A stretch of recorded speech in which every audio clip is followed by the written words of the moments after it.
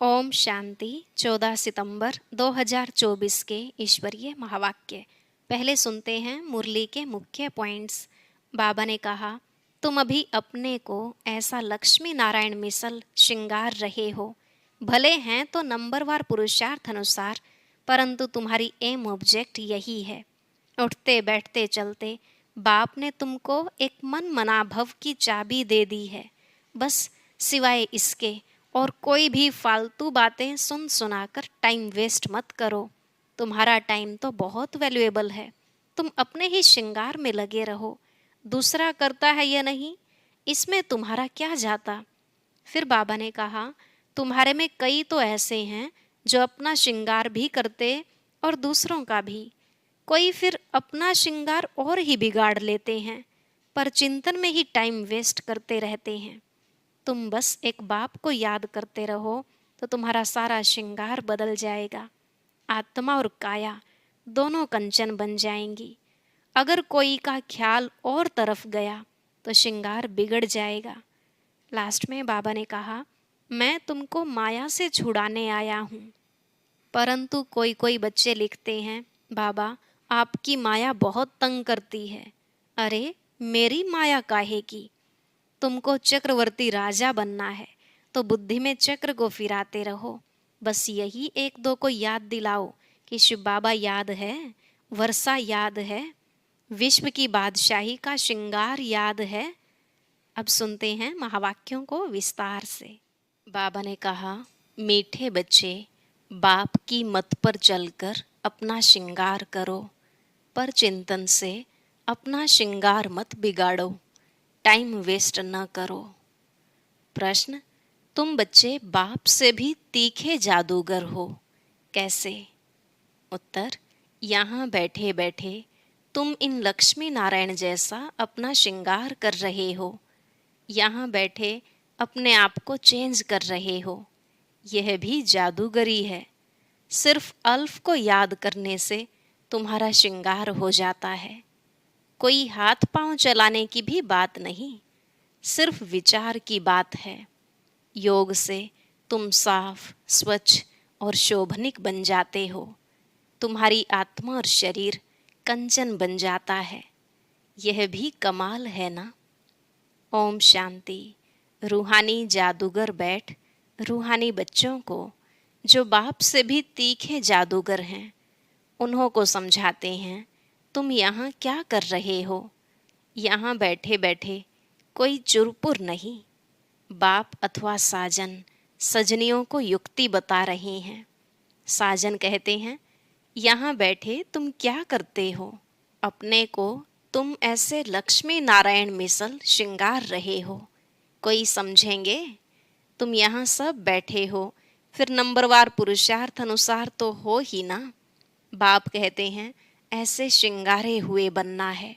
तुम्हारी M object ही यह है, भविष्य अमरपुरी के लिए।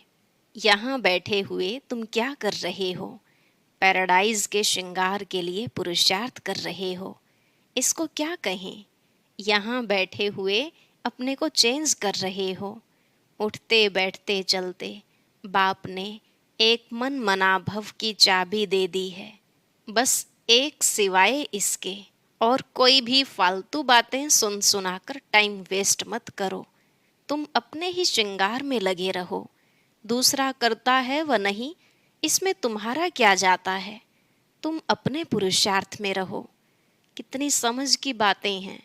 कोई नया सुनेगा तो जरूर वंडर खाएगा। तुम्हारे में कोई तो अपना श्रृंगार कर रहे हैं, कोई तो और ही बिगाड़ रहे हैं, पर चिंतन आदि में टाइम वेस्ट करते रहते हैं। बाप बच्चों को समझाते हैं, तुम सिर्फ अपने को देखो कि हम क्या कर रहे हैं। बहुत छोटी युक्ति बताई है, बस एक ही अक्षर है, मन मना भव। तुम यहाँ बैठे हो, परंतु बुद्धि में है कि सारी सृष्टि का चक्र कैसे फिरता है। अभी फिर से हम विश्व का श्रृंगार कर रहे हैं।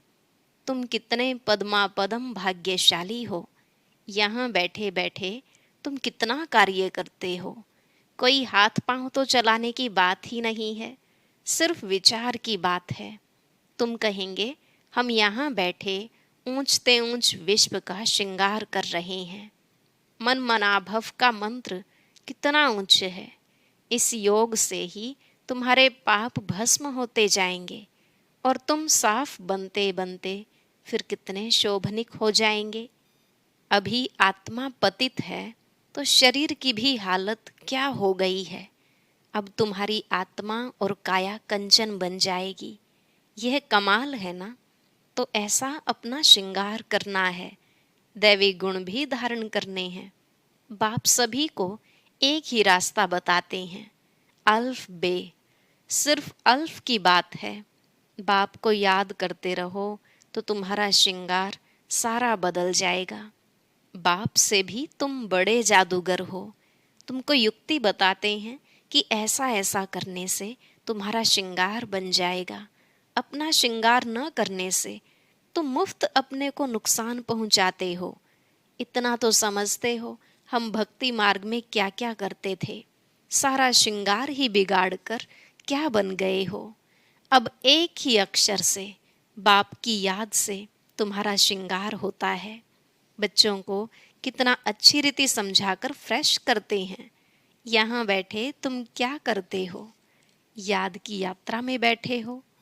अगर कोई का ख्याल और तरफ होगा तो श्रृंगार थोड़े ही होगा। तुम श्रृंगारे हो तो फिर औरों को भी रास्ता बताना है। बाप आते ही हैं ऐसा श्रृंगार बनाने। कमाल शिव बाबा आपकी। आप हमारा कितना श्रृंगार करते हो। उठते बैठते चलते हमको अपना श्रृंगार करना है। कोई तो अपना श्रृंगार कर फिर दूसरों का भी करते हैं। कोई तो अपना भी श्रृंगार नहीं करते तो दूसरे का भी श्रृंगार बिगाड़ते रहते हैं। फालतू बातें सुनाकर उनकी अवस्था को भी नीचे गिरा देते हैं। खुद भी श्रृंगार से रह जाते हैं तो दूसरे को भी रहा देते हैं। तो अच्छी रीति सोच विचार करो, बाबा कैसे कैसे युक्ति बताते हैं। भक्ति मार्ग के शास्त्र पढ़ने से यह युक्तियां नहीं आती हैं। शास्त्र तो हैं भक्ति मार्ग के। तुमको कहते हैं तुम क्यों शास्त्रों को नहीं मानते हो। बोलो हम तो सब मानते हैं। आधा कल्प भक्ति की है। शास्त्र पढ़ते हैं तो कौन नहीं मानेंगे। रात और दिन होते हैं तो जरूर दोनों को मानेंगे ना। यह है बेहद का दिन और रात। बाप कहते हैं मीठे बच्चों तुम अपना श्रृंगार करो, टाइम वेस्ट मत करो। टाइम बहुत थोड़ा है। तुम्हारी बड़ी विशाल बुद्धि चाहिए। आपस में बहुत प्रेम होना चाहिए। टाइम वेस्ट नहीं करना चाहिए क्योंकि तुम्हारा टाइम तो बहुत वैल्यूएबल है। कौड़ी से हीरे जैसा तुम बनते हो। मुफ्त में इतना थोड़े ही सुन रहे हो। कोई कथा है क्या? बाप अक्सर ही एक सुनाते हैं। बड़े बड़े आदमियों को जास्ती बात थोड़ी ही करनी चाहिए। बाप तो सेकंड में जीवन मुक्ति का रास्ता बताते हैं। यह हैं ही ऊंच श्रृंगार वाले। तब तो उन्हों के ही चित्र हैं जिनको बहुत पूजते रहते हैं। जितना बड़ा आदमी होगा उतना बड़ा मंदिर बनाएंगे, बड़ा श्रृंगार करेंगे। आगे तो देवताओं के चित्र पर हीरे का हार पहनाते थे। बाबा को तो अनुभव है ना। बाबा ने खुद हीरे का हार बनाया था लक्ष्मी नारायण के लिए। वास्तव में तो उन्हों जैसी यहाँ पहरवाइस कोई बना न सके। अभी तुम बना रहे हो नंबरवार पुरुषार्थ अनुसार। तो बाप समझाते हैं बच्चे टाइम वेस्ट न अपना करो न औरों का करो। बाप युक्ति बहुत सहज बताते हैं। मुझे याद करो तो पाप मिट जाएं। याद बिगर इतना श्रृंगार हो न सके। तुम यह बनने वाले हो ना। दैवी स्वभाव धारण करना है। इसमें कहने की भी दरकार नहीं, परंतु पत्थर बुद्धि होने के कारण सब समझाना पड़ता है। एक सेकंड की बात है। बाप कहते हैं मीठे मीठे बच्चों तुमने अपने बाप को भूलने से कितना श्रृंगार बिगाड़ दिया है। बाप तो कहते हैं चलते फिरते श्रृंगार करते रहो, परंतु माया भी कम नहीं है। कोई कोई लिखते हैं बाबा आपकी माया बहुत तंग करती है। अरे हमारी माया कहाँ है। यह तो खेल है ना। मैं तो तुमको माया से छुड़ाने आया हूँ। मेरी माया फिर काहे की? इस समय पूरा ही इनका राज्य है। जैसे इस रात और दिन में फर्क नहीं हो सकता, यह फिर है बेहद की रात और दिन। इनमें एक सेकंड का भी फर्क नहीं हो सकता है। अभी तुम बच्चे नंबरवार पुरुषार्थ अनुसार ऐसा श्रृंगार कर रहे हो। बाप कहते हैं चक्रवर्ती राजा बनना है तो चक्र फिराते रहो, भलग्रस्त व्यवहार में रहो। इसमें सारा बुद्धि से काम लेना है। आत्मा में ही मन बुद्धि है। यहाँ तुमको बाहर का गोरख धंधा कुछ भी नहीं है। यहाँ आते ही हो तुम अपने को श्रृंगारने, रिफ्रेश होने। बाप पढ़ाते तो सबको एक ही जैसा है। यहाँ बाबा पास आते हैं नई नई पॉइंट सम्मुख सुनने, फिर घर में जाते हैं तो जो कुछ सुना है वह बाहर निकल जाता है। यहाँ से बाहर निकलने से ही झोली छांट लेते हैं। जो सुना उस पर मनन चिंतन नहीं करते हैं। तुम्हारे लिए तो यहाँ एकांत की जगह बहुत है। बाहर में तो खटमल फिरते रहते हैं, एक दो का खून करते पीते रहते हैं। तो बाप बच्चों को समझाते हैं यह तुम्हारा टाइम मोस्ट वैल्यूएबल है, इसको तुम वेस्ट मत करो। अपने को श्रृंगारने की बहुत युक्तियाँ मिली हैं। मैं सबका उद्धार करने आया हूँ। मैं आया हूँ तुमको विश्व की बादशाही देने। तो अब मुझे याद करो, टाइम वेस्ट मत करो। कामकाज करते भी बाप को याद करते रहो। इतनी ढेर सब आत्माएं आशिक हैं एक परम पिता परमात्मा माशुक की। वह सब जिस्मानी कथाएं आदि तो तुम बहुत सुनते हो। अब बाप कहते हैं वह सब भूल जाओ। भक्ति मार्ग में तुमने मुझे याद किया और वायदा भी किया है हम आपके ही बनेंगे। ढेर के ढेर आशिकों का एक माशुक। भक्ति मार्ग में कहते हैं ब्रह्म में लीन होंगे। यह सब हैं फालतू बातें। एक भी मनुष्य मोक्ष को नहीं पा सकता है। यह तो अनादि ड्रामा है। इतने सब एक्टर्स हैं, इसमें जरा भी फर्क नहीं हो सकता है। बाप कहते हैं सिर्फ एक अल्फ को याद करो तो तुम्हारा यह श्रृंगार हो जाएगा। अभी तुम यह बन रहे हो। स्मृति में आता है अनेक बार हमने यह श्रृंगार किया है। कल्प कल्प बाबा आप आएंगे, हम आपसे ही सुनेंगे। कितनी गुहिए गुहिए पॉइंट्स हैं। बाबा ने युक्ति बहुत अच्छी बताई है। वारी जाऊं ऐसे बाप पर। आशिक माशूक भी सब एक जैसे नहीं होते। यह तो सभी आत्माओं का एक ही माशूक है। जिस्मानी कोई बात नहीं, परंतु तुम्हें संगम युग पर ही बाप से यह युक्ति मिलती है। कहाँ भी तुम जाओ, खाओ पियो घूमो फिरो, नौकरी करो, अपना श्रृंगार करते रहो। आत्माएं सब एक माशूक की आशिक हैं, बस उनको ही याद करते रहो। कोई कोई बच्चे कहते हैं हम तो 24 घंटे याद करते रहते हैं, परंतु सदैव तो कोई कर नहीं सकते। बहुत में बहुत 2-2.5 घंटे तक। जास्ती अगर लिखें तो बाबा मानता नहीं। दूसरे को स्मृति दिलाते नहीं तो कैसे समझें तुम याद करते हो? क्या कोई डिफिकल्ट बात है? कोई इसमें खर्चा है? कुछ भी नहीं। बस बाबा को याद करते रहो तो तुम्हारे पाप कट जाएं। दैवी गुण भी धारण करने हैं। पतित कोई शांति धाम व सुख धाम में जा न सके। बाप बच्चों को कहते हैं अपने को आत्मा भाई भाई समझो। 84 जन्मों का पार्ट अभी पूरा होता है। यह पुराना चोला छोड़ने का है। ड्रामा देखो कैसा बना हुआ है। तुम जानते हो नंबरवार पुरुषार्थ अनुसार दुनिया में तो कोई कुछ भी नहीं समझते। हर एक अपने से पूछे कि हम बाप की मत पर चलते हैं। चलेंगे तो श्रृंगार भी अच्छा होगा। एक दो को उल्टी बातें सुनाकर अथवा सुनकर अपना श्रृंगार भी बिगाड़ देते हैं तो दूसरे का भी बिगाड़ देते हैं। बच्चों को तो इसी धुन में लगा रहना है कि हम ऐसे श्रृंगारधारी कैसे बने। बाकी तो जो कुछ है वह ठीक है, सिर्फ पेट के लिए रोटी आराम से मिले। वास्तव में पेट जास्ती नहीं खाता। भल तुम सन्यासी हो परंतु राजयोगी हो, न बहुत ऊंचा न नीचा। खाओ भल परंतु ज्यादा हिर न जाओ, अर्थात आदत न पड़ जाए। यही एक दो को याद दिलाओ। शिव बाबा याद है, वर्षा याद है, विश्व की बादशाही का श्रृंगार याद है। विचार करो, यहाँ बैठे बैठे तुम्हारी क्या कमाई है। इस कमाई से अपार सुख मिलना है, सिर्फ याद की यात्रा से, और कोई तकलीफ नहीं। भक्ति मार्ग में मनुष्य कितने धक्के खाते हैं। अभी बाप आए हैं श्रृंगारने, तो अपना अच्छी रीति ख्याल करो, भूलो मत। माया भुला देती है, फिर टाइम बहुत वेस्ट करते हैं। तुम्हारा तो यह बहुत वैल्यूएबल टाइम है। पढ़ाई की मेहनत से मनुष्य क्या से क्या बन जाते हैं। बाबा तुमको और कोई तकलीफ नहीं देते हैं, सिर्फ कहते हैं मुझे याद करो। कोई भी किताब आदि उठाने की दरकार नहीं। बाबा कोई किताब उठाता है क्या?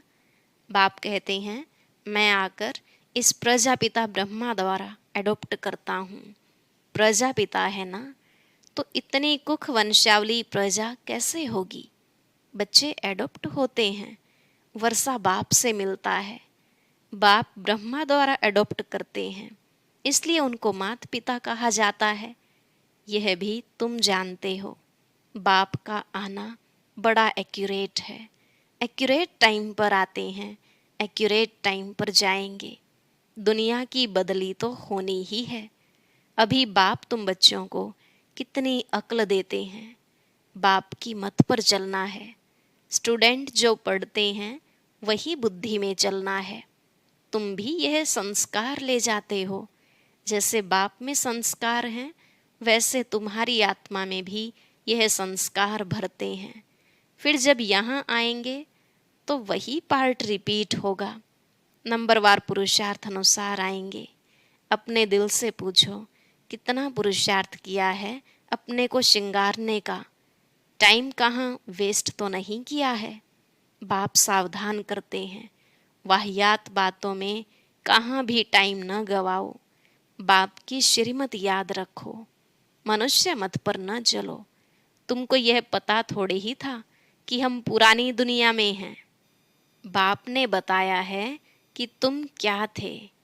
इस पुरानी दुनिया में कितने अपार दुख हैं। यह भी ड्रामानुसार पार्ट मिला हुआ है। ड्रामानुसार अनेकानेक विघ्न भी पड़ते हैं।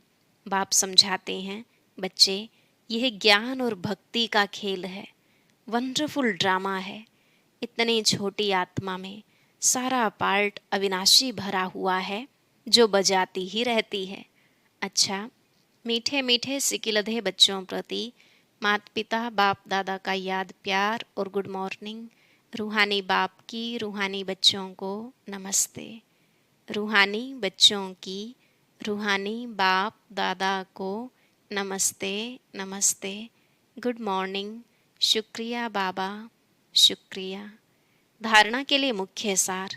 पहला पॉइंट, दूसरी सब बातों को छोड़ इसी धुन में रहना है कि हम लक्ष्मी नारायण जैसा श्रृंगारधारी कैसे बने। दूसरा, अपने से पूछना है कि हम श्रीमत पर चलकर मन मनाभव की चाबी से अपना श्रृंगार ठीक कर रहे हैं। दूसरा, उल्टी सुल्टी बातें सुनकर व सुनाकर श्रृंगार बिगाड़ते तो नहीं हैं। आपस में प्रेम से रहते हैं। अपना वैल्यूएबल टाइम कहीं पर वेस्ट तो नहीं करते हैं। दैवी स्वभाव धारण किया है। आज का वरदान, व्यर्थ संकल्पों के कारण को जानकर उन्हें समाप्त करने वाले समाधान स्वरूप भव। व्यर्थ संकल्पों के कारण को जानकर उन्हें समाप्त करने वाले समाधान स्वरूप भव। बाबा ने कहा, व्यर्थ संकल्प उत्पन्न होने के मुख्य दो कारण हैं। पहला अभिमान और दूसरा अपमान। मेरे को कम क्यों, मेरा भी ये पद होना चाहिए, मेरे को भी आगे करना चाहिए। तो इसमें या तो अपना अपमान समझते हो या फिर अभिमान में आते हो, नाम में, मान में, शान में, आगे आने में, सेवा में अभिमान या अपमान महसूस करना, यही व्यर्थ संकल्पों का कारण है।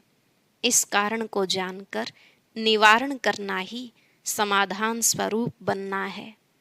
स्लोगन: साइलेंस की शक्ति द्वारा स्वीट होम की यात्रा करना बहुत सहज है। साइलेंस की शक्ति द्वारा स्वीट होम की यात्रा करना बहुत सहज है। अच्छा, ओम शांति। समय बहुत नज़दीक है, तो इस वर्तमान समय में बाप दादा बच्चों से कौन सी विशेष सेवा करवाना चाहते हैं, ये जानने के लिए सुनते हैं आज का अव्यक्त ज्ञान मोती।